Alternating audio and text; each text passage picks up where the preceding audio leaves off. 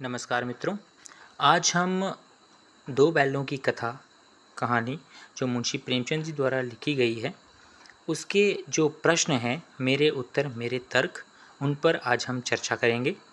इसका जो पहला प्रश्न है उसमें पूछा गया है, कहानी में हीरा और मोती का आपसी संबंध किस गुण को मुख्य रूप से दर्शाता है। तो मित्रों, इसमें जो प्रश्न पूछा गया है उसका जो सही उत्तर है वो है एकता और सहयोग। इस कहानी में जो हीरा और मोती हैं उनका संबंध जो है वो गहरी मित्रता, एकता और सहयोग को दर्शाता है। वह हर परिस्थिति में एक दूसरे का साथ निभाते हैं। वह कठिन समय में भी अलग नहीं होते और हर समस्या का मिलकर सामना करते हैं।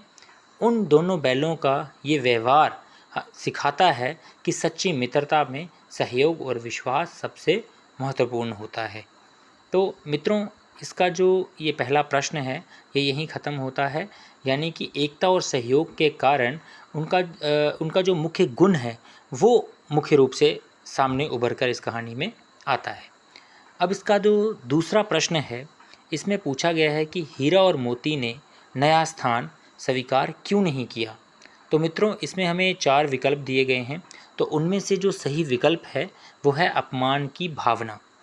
इस कहानी में हीरा और मोती जो है वो नया स्थान जो है वो स्वीकार इसलिए नहीं करते हैं क्योंकि उन्हें लगता है कि उनका जो मालिक है झूरी, उसने उन्हें बेच दिया है और इसके कारण उन्हें जो है आत्मसम्मान, उनका जो आत्मसम्मान है उसे बहुत ठेस पहुंचती है। वह अपने पुराने घर और मालिक को बहुत याद करते हैं, उनसे जो है वो बहुत जुड़ाव महसूस करते थे। इसलिए नए स्थान पर जो है उन्हें अपनापन नहीं मिला, यानी गया के पास उन्हें अपना स्थान नहीं मिला, यानी कि अपनापन नहीं लगा। इसलिए उन्होंने उस स्थान को अस्वीकार कर दिया। तो इस कहानी का जो तीसरा प्रश्न है वो है, बैलों ने रस्सी तोड़कर घर लौटने का निर्णय क्यों लिया।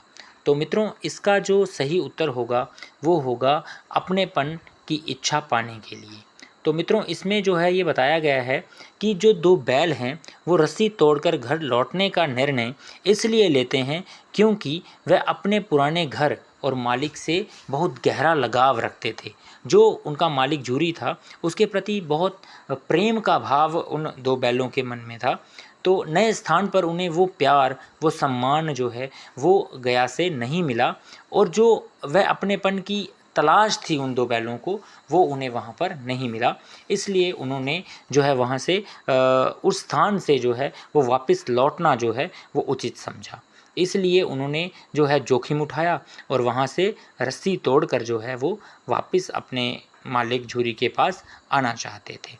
तो मित्रों, अगला जो इसका प्रश्न है वो है, गया द्वारा डंडे से मारने पर मोती का आक्रोश किस मानवीय मनोवृत्ति का द्योतक है। तो इसमें जो है हमें ये जो प्रश्न है इसमें हमें इसका उत्तर जो है वो स्वाभिमान मिलता है। इस उत्तर में इस अगर प्रश्न का उत्तर हम देखें तो इसमें गया द्वारा जब उसके नाक पर जो है वो डंडे मारे जाते हैं तो उस समय जो मोती है वो बहुत आक्रोश दिखाता है। वह अन्याय और अत्याचार सहन नहीं कर पाता। उसका ये क्रोध इस कहानी में ये बताता है कि जानवरों में भी आत्मसम्मान की भावना होती है और वह अपमानजनक व्यवहार का विरोध कर सकते हैं। इस तरह इस कहानी में हमें बैलों के माध्यम से स्वाभिमान की जो भावना है वो देखने को मिलती है। अगला प्रश्न जो है मित्रों वो है कि कहानी में बैलों की मूक भाषा का प्रयोग लेखक ने किस लिए किया है। तो मित्रों, इसका उत्तर ये होगा कि लेखक ने बैलों की मूक भाषा का प्रयोग ये दिखाने के लिए किया है कि जानवरों में भी भावनाएं और समझ होती है।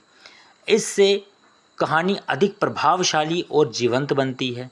पाठक बैलों की भावनाओं को आसानी से समझ पाता है और उनके प्रति सहानुभूति विकसित होती है। तो इस तरह ये जो कहानी है इसमें मूक भाषा का प्रयोग जो है वो बहुत मुख्य रूप से हमें देखने को मिलता है। जो इसमें दो बैल हैं वो इस मूक भाषा का प्रयोग इसमें एक दूसरे के प्रति करते हैं। तो इस वीडियो में इतना ही। तो आगे प्रश्नों को और जो इसके प्रश्न हैं उनको जानने के लिए